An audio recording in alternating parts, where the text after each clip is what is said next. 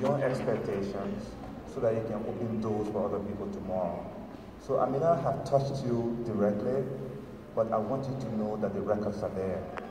And tomorrow, when one of you is nominated to serve in a position that I was in, or even bigger position, I don't think there will be any hesitation as to whether you have the capacity to do it. And number three, I wanted to make sure that I can be a model at great personal risks, which was to sort of look at the work that I was doing beyond just my own small little ethnic group, but for all Liberians, to see if I can be as inclusive as possible. And so that is why in all of the ministries that I headed, I had the opportunity to head, I focus on recruiting people based on competence and also across the board. My chief of staff was a Loma man. My deputy was a Gill man. And then I had people from Grand Crew, from Bassa, I also had people from my ethnic group in my office, recruited competitively based on what to do to help me become successful. So I thought that would be a useful lesson for post-conflict Liberia, but I've taken a lot of backlash for that from people in my community and also from others in other communities. Everybody said I didn't do enough, but I believe that nation building is an incremental process. We have to take one step at a time and build on that. But in any case, brainstorming work, there are other people here who maybe had the opportunity of seeing me in Liberia. I'm very proud of our record. I think we put our country back on a strong footing, and I hope that we can build on the small gains that we made to make Liberia better.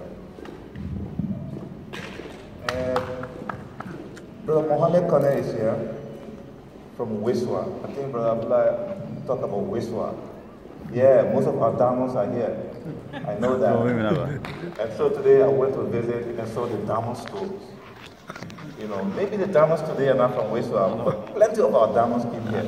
So at some point down the line, we'll come here to reclaim our own. I have Brother Musa Kamara, here now from the same town in Obama district. There he is, from Balakiam. Yeah. Along the way, we need to go back home. Yeah. Life is returning there. All of us need to go back home at some point. Bill is here, Mohammed Bilete, the special representative from Musa from the US is also here. He was right next door in Tapama. So we know each other, yeah. So these are people that actually saw me and I saw them. We grew up together, we played football together. Yeah.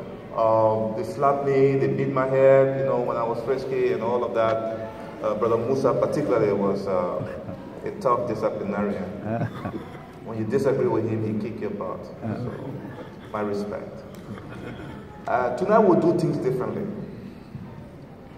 Who am I to stand here to really lecture you about the challenges in Liberia in general and the challenges in our community in particular, and also the opportunity? You know better than me, because you are here, you are struggling on a daily basis to keep your families going. You are also doing your best to take care of your families back home in Liberia. So you know what the challenges are. You also are here, you know about the noise in our community, the Mandingo community, from Liberia to America to Europe, maybe less in Europe, and everywhere we're just fighting each other, like the President alluded to earlier. We need to talk about that. Then we need to look at our country. Where are we going? Do we want another chaos, or do we want to build a community of a strong nation that belongs to everybody? So you got to talk about this. I want to provoke you tonight to talk to me so that I can learn from you as much as you have come here to learn from me. Now, if you want to know about policy, I can tell you about policy. I can tell you what we did to make sure that the exchange rate did not go out of control. I can tell you what we did to make sure that inflation, which is the prices of goods and commodities, remain at 7% consistently when I was Minister of Finance.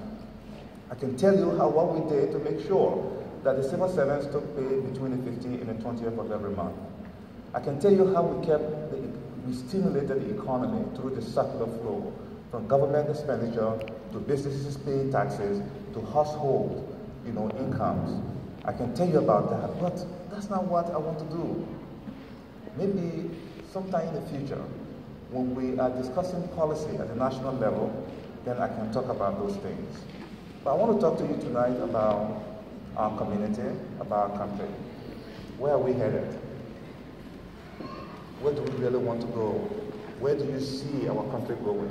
Where do you see the Mandingo and the Muslim community going in Liberia? Why is it that the Grand Mufti and the chairman of the Imam Council were at odds, at the end of the Ramadan? Is that an incentive for our lawmakers, most of whom are non-Muslim, to at least consider giving us one holiday if we are fighting each other? No. What happened there? What suggestion do you have for them? Because this thing is live on Facebook. I'm sure they are listening. I want them to hear from you versus hearing from me because they know about what I did. My political opponents would distort my record, but the records are there, and that's part of politics. You take a lot of punches, and you have to be strong to do that. What's going on in Ferguson in America? Why is it that one group is saying that they are different leadership, and then the legitimate leadership is there, and then every day we're just going back and forth? Why is it? Why did we lose seats in the parliament of Liberia in the 2017 election? Our community became the biggest loser. We lost seats, and then we have to fight each other over seats in the Bankile chiefdom, Wadubuni chiefdom, the only chiefdom, Mandingo chiefdom in Liberia. Why should that be a threat to the extent that the margin of the vote between us and somebody who is not a non-Mandingo in the chiefdom was very small? What's going on? We are losing seats at the political table. Are you happy with that? No. Well, I'm at the World Bank now. Maybe for me personally, my small family, we're okay. But how about everybody else? All right? What kind of message do we want to send to our brothers and sisters, to our fathers and mothers, to our imams across Liberia? That we should not see again what we saw today. So I prepared a speech here, but I'm not going to deliver it because I think we need to talk about it. I wanted a Chatham House type of discussion. For me, I'm an international civil servant. Whatever I say here tonight has nothing to do with the World Bank. It does not represent their views. This is my personal view. I need to put that disclaimer on the table. Okay? This is about my community. This is about my country. So I came here particularly, one, most of you have not seen me. I mean, maybe you saw my picture, you heard my name. You heard some horrible things about me, maybe some good things about me. People say I was arrogant, I was detached from the community. So now that I'm not working in government anymore, I don't have to worry about the livelihood of 5 million people. I can come and connect with you. Welcome. Thank you. I want you to know that I'm far removed from being arrogant. I was not raised to be like that. People here know me. We were raised to love each other. We were raised to love strangers. We were raised to respect our elders, whether they were a Konneh, a Amara, or a Belete, or a Donso. Once you were 1 day older than me, you were supposed to be my older brother or sister. That's the culture we come from. On prayer days, we went around our village and spoke to each other. And then we built our little touch hub, and then we celebrated in the evening with support from our parents. We played games between the villages that our parents were fortunate to start. Our heritage is there. Our umbilical cord, our navel cord are buried somewhere in Liberia, all of us. We have a stake in that country. We have a stake there. We do. So I don't want you to give up. I don't want you to be discouraged. I want us to be hopeful about the future. The country is a far better country today than it was, say, 15 years ago. We know that. For those who have been going there regularly. What can we know? For German being at the German studio, saying Tanilo, you go. What the Well, it's not where we want it to be. And the reason why it's not where we want it to be is because our country started declining in 1972. In 1972, I was just 2 years old.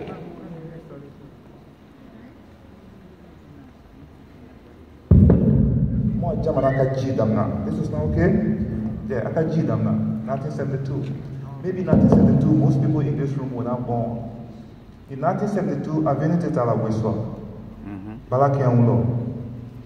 Okay? It was a Springfield, Monrovia, avion West Latine, a West Latine. Mumuna Wena, Abisaka was say, and the Sunino. It was a Somala, Kadana Somala, Makasi, Ampo Wella, avion Tatine, avion Tatine, German. That was the Liberia we knew. But then there was an economic crisis in 1972. The iron ore prices and the rubber prices in Liberia started to decline, and then the fuel prices started to go up. Jamana, Jason de Finviamina Pirikaji, Sanse Pirikajere. Jamana na a economy na jidam na watele. Kadam na watele kasi anfo kerebana Liberia never registered positive economic growth. So I'm all open there. 1972 to 1982, Sanitanewe. Okay. 1980 kudetaka ke. Aka masaka fwa amusoni amama ni munyana. Mashallah. Mo beka olo. Aka minister du fafa. Kata beke kabuke. Okay. So 1972, 1982, Sanita. 1982, 1992, Sanimwa. 1992, 2002, Sanyi Bisawa. 2002, 2003, 2004, 2005, 2006, Kerekapa. Sanyi Bisawa ni Sanyi Nani, development market, Jamanaka.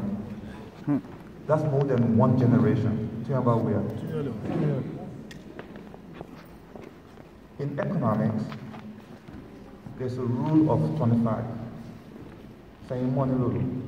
So, we are here like a podcast saying one lulu, what is this on Damia? You can't deserve Damia. You're supposed to be successful more than your children because you're 25 years ahead of them. But guess what? Those who born their children in 1972 in Liberia, you're talking about 34 years of no progress, became poorer, and the children became poorer, and their grandchildren became poorer. I'm giving you a hard fact, then we'll discuss this. That's our sad dilemma.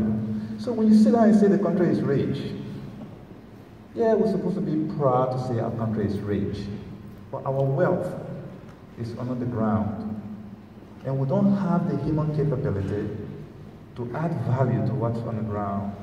So we extract, we sell, and then we build the Brussels of the world, the Belgium of the world, we build the China of the world, etc. And then we continue to remain poor. This is our dilemma. No country can be in continuous decline for 34 years, then you expect miracle over 10 years. It's not possible. Liberia registered the biggest economic collapse, negative 90% in the history of group economics. The records are there. So where do we go from here?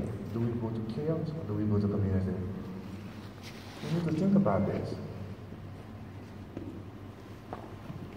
All right?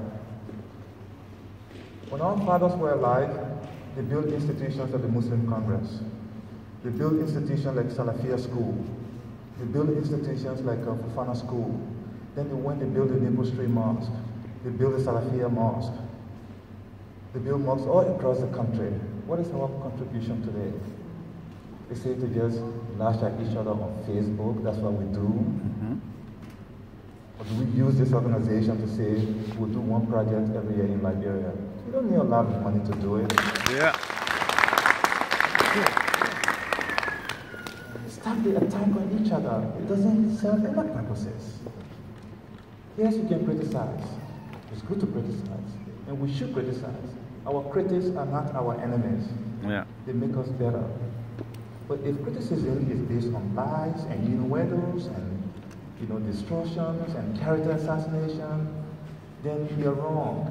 We are continuing to bring that decline. That 34-year decline will continue. We have to make progress. This is a progressive group. This is a progressive group. After this convention, what do you do in your homeland? Is the question tonight. Yes. Even if it is $5,000 project in the Jacobtown belt, where the majority of people are residing, there's no good health center there. Yeah.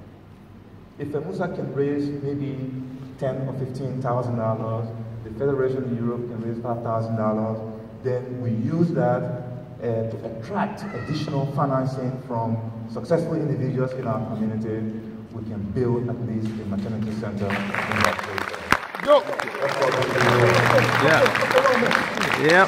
That's what we'll be doing. Yeah. Let me come back to something. Where are we around the political table? What's in a minute? We have no seat. Why? Because we are the first to jump and declare support without knowing the principles and the fundamentals and the cost-benefit analysis to our community within the body politic. When Abdullah heard that somebody is running for president, oh yeah, I declare my support for this person. Because Abdullah believed that he can become a minister there. Then Musa declared his support for somebody else. In the end, because of the influence we have in the community, we split the group.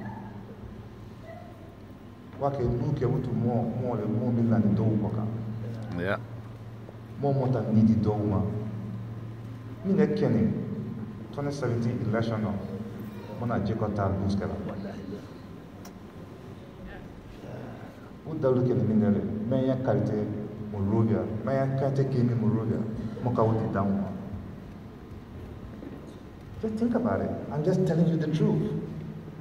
Just because you're in Europe does not mean that you cannot influence that decision back there. Don't sit down and be quiet. Thank you so much. Our brothers and sisters went at each other there.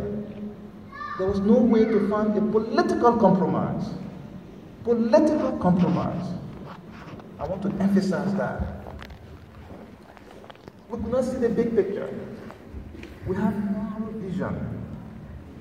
We forgot about the killings in the 1990s. We forgot about how we were almost completely decimated from the face of earth in Liberia. Now, I'm not here to support war. Everybody knows that. In fact, I'm a victim of war. All of us here are victims of war. But when one group is targeted in an internal conflict, that group has to fight back. And we did. But every political cycle, we are losing the political war. It's shameful that our community members will be attacking each other on Facebook when members from other community will be defending one Mandingo against the other Mandingo on Facebook. That's right. Think about that. I'm a woman. I can Libya. Dangi Mandela Kasula. May I do the Kasula? I'm Yuma. Yes, in Libya. Yeah.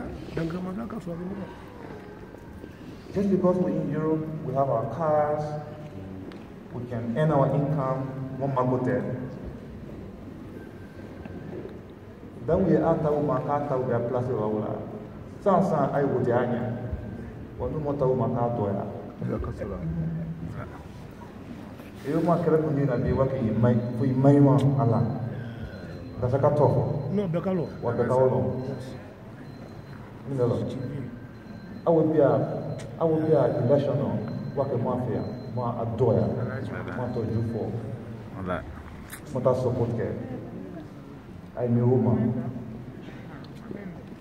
More banza, more better, more banza. So I didn't come here to talk to you about the economy, education, health. I can tell you that I know it at my fingertip, but this is not the forum for that. I want us to talk about these issues. Okay. Our country is at the crossroads. I want to conclude then and open this up. Our country is at the crossroads. We have a big checkpoint. It needs everybody's support. When presidents, senators, representatives, when they are running campaigns, they are running campaigns based on hope, on the fear of people. They have no idea that when they win elections and they start their job, that the reality of the country and the world are far different from what they thought when they ran for president, when they ran for senator, when they ran for representative. It's different. It's different. When you come in because people say no progress.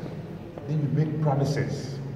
But then when you take the job, the realities are different. Okay?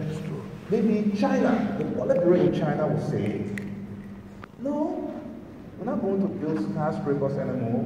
We're not going to build these super highways anymore. Because by building skyscrapers in China will require iron ore from Africa. When they make the decision, like they have done in China, no, we're not going to build skyscrapers anymore. We're going to enhance the quality of our product and sell to other countries. Then the demand for iron ore declines, the demand for rubber declines in China, and China is the biggest consumer of iron ore and rubber in the world because of the way they want to grow. When you go to Shanghai, there's no city in the world with skyscraper more than Shanghai. They're tired with that now. Then when China makes that decision, it affects Liberia. Boom, the price goes down. Your income goes down. When income goes down, as in our family budget, you adjust your expenditure. If you don't do that, you overspend, then you're in stress. So, when people are running for office, they don't think about those things.